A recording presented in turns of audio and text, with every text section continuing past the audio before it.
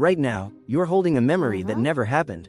You can describe the room, the light, the exact words someone said, all of it, invented.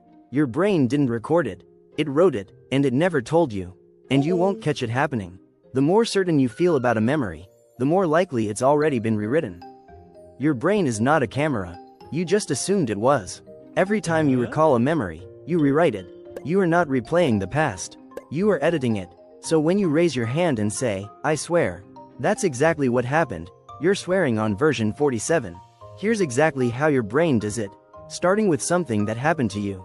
Think of a childhood memory. Something you'd swear you were actually there for. You weren't. You were too young to form a proper memory. What you have is a reconstruction, built from photos, stories, and your adult imagination. Every photo you've seen of that moment, replace the memory with the photo. You don't remember the event. You remember the image. Every story your family told about you is now part of what you call your memory. Their words, your certainty, and that story you tell people. The one you've repeated so many times you can feel every detail. Every retelling. You remembered the last time you told it, not the original event. The story has been crowd tested, cleaned up, and you got a little better in it each time. The you in that story is slightly taller than reality. That's not a character flaw. Your brain is doing exactly what it was built to do. The problem is, it's doing it to everything, including the memories you'd go to court over.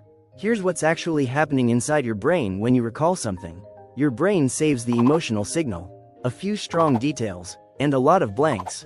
It never saves the whole thing. Then when you remember, it fills the blanks automatically, using logic, expectation, and whatever mood you're in right now. Without asking you. Quick, a woman walks into a room. She puts something on the table. She looks annoyed. She leaves. What was she wearing? What did she put on the table? You have a specific answer. I never said either of those things. There's a name for this. Memory reconstruction. It's running right now, in the background, on every memory you hold. And the worst part, your confidence has nothing to do with accuracy. Certain and wrong move together. Psychologists call it the confidence accuracy illusion. Your brain manufactures the feeling of certainty, completely separate from whether anything is true. Two cars, one intersection. Watch carefully. The cars smashed into each other. How fast were they going? You have a number in your head. In 1974, Elizabeth Loftus proved that one word changes that number by 9 miles per hour. You just experienced that. The word smashed rewired your estimate before you knew it was happening. A week later, the smashed group remembered broken glass at the scene. It was never there. They weren't lying. Their brain invented it and filed it as memory. Loftus then planted entirely fake memories. She convinced people they had been lost in a shopping mall as a child. It never happened. 1 in 4 participants accepted the planted memory as real. Some added details she never gave them. They were certain. The memory felt completely vivid. One more. I'm going to read you a list. Don't look away. Bed, rest, tired, dream, night, dark. Was the word sleep on that list? Almost everyone says yes. It wasn't. Your brain generated it from the pattern and filed it as a memory you have. Eyewitness testimony, the most trusted evidence in a courtroom. Also the leading cause of wrongful conviction. Over 375 people exonerated by DNA. In more than 70% of those cases, eyewitness testimony put them there.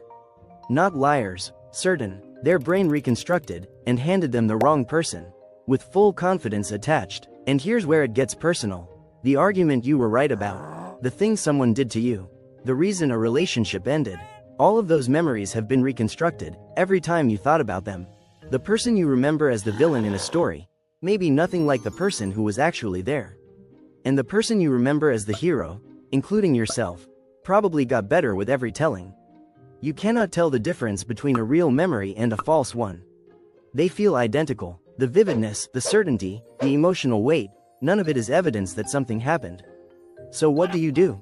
You can't fix it. Memory reconstruction is automatic. Your brain will keep doing this every single time you remember anything. Forever. But knowing it changes how you hold your memories. You stop using, "I remember it clearly," as proof of anything. You become the person who says, "I think that's how it happened." Not, "I know." 2 words. That shift makes you a better thinker, a better witness, and significantly harder to manipulate. And it starts with accepting one thing.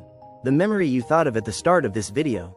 Your brain has already edited it 3 times since you recalled it 3 minutes ago. That memory is already rewritten. It was rewritten the last time you told it, the time before that, and just now, while you watched this. If you felt that, you're not done yet. Subscribe. In the next video, we look at the one bias that makes you permanently blind to your own mistakes. You already have it, everyone does.